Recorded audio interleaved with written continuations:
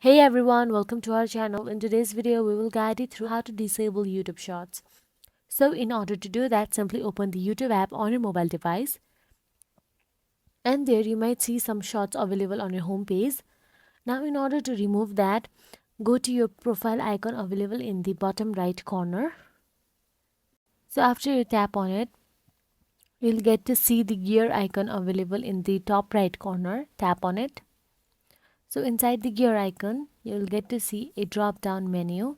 So from drop down menu, tap on the general. So inside general, scroll down and tap on the playback in feeds option available there. So just turn that off. So after you turn that off, simply go back to the home page. So after you go to the home page, you won't be able to see any shorts available in your home page.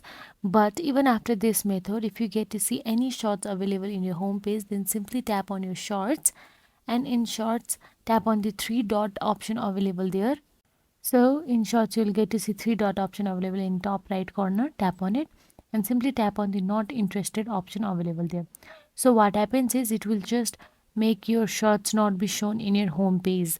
So tap on the not interested and go back to your home page again, and you will get to see no shorts available in your home page.